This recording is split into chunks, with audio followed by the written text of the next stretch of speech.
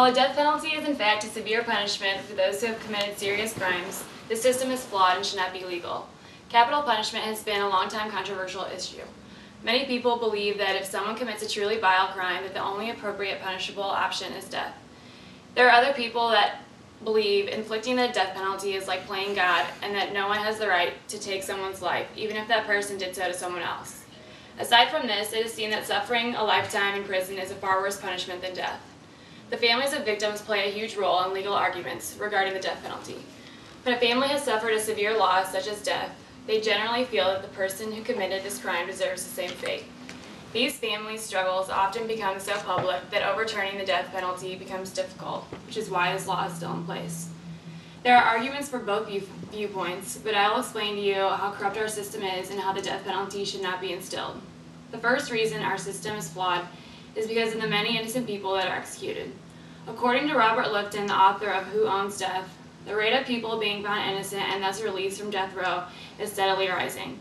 Another article from the Death Penalty Information Center's website stated that from 1973 to 1998, there was an average of 2.96 exonerations per year. In the 5 years following this, the number jumped to 7.6 exonerations.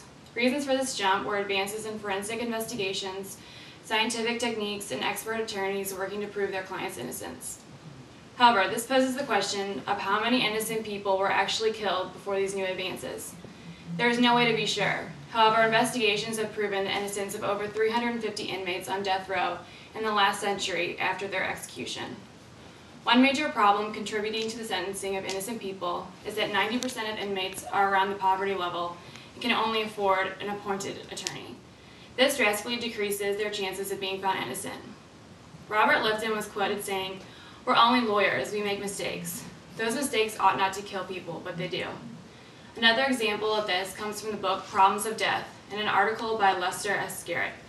It told of a man named Fred Zane.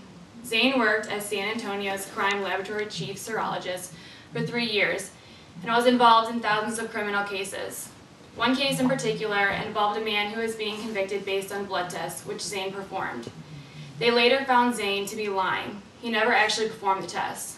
The man being accused was nearly put to death based on this lie. After this incident, they researched his work. They found reports from tests that were never actually performed, negative reports which should have been positive. He was involved in thousands of cases, countless ones, that involved life or death circumstances. These decisions were made based on his results, which may not have been truthful. There is also the innocent person who is willing to sacrifice their life to escape danger. There have been proven cases of people pleading guilty to crimes they didn't commit so they could be put away and essentially be protected from those people who may be looking for them. In this case, we are not only putting to death an innocent person, but also leaving the criminal out to wander the streets. Aside from the fact that so many innocent people have been killed due to capital punishment, there are better alternatives than death for those who actually did commit these crimes. Many people's reasoning for supporting the death penalty is that it is biblical, or that the criminal deserves to have done what he or she did to someone else. The Bible states in the book of Exodus, "An eye for an eye, a tooth for a tooth." Many religious people use this argument to support the death penalty. If this were true, according to Corey Snipe, an author of the website Associated Content, it would be absurd. This would mean, as punishment, they would have to rape the rapists, torture the torturers, and steal from people who have been caught stealing. To inflict equal suffering, a lifetime in prison without parole is a far worse sentence than death, according to the majority of people who have spent any time in prison. Making the criminal work to pay back to the family of the victim is also another alternative. A person is always worth more alive than dead. An example of this being done is in 1924 when 2 boys captured and murdered another boy. They were sentenced to life in prison, but accomplished great things while they were there.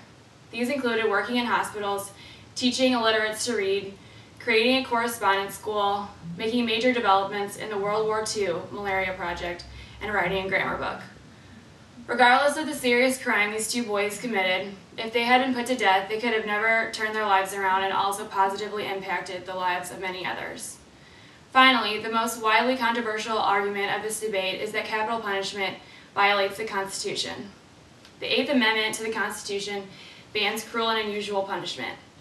Capital punishment is both cruel and unusual.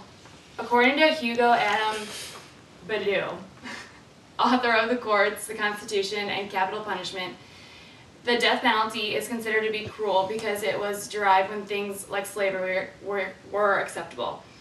It is unusual because the United States is the only civilized Western country to still perform these punishments, when it is supposed to be one of the most civilized nations in the world. Cruel and unusual punishment means any type of punishment that inflicts unnecessary pain on the individual being executed. The current forms of execution are hanging, lethal injection, electrocution, firing squad, and gas chamber. These arguments alone show that our system is not only flawed, but also inhumane. Capital punishment is unethical.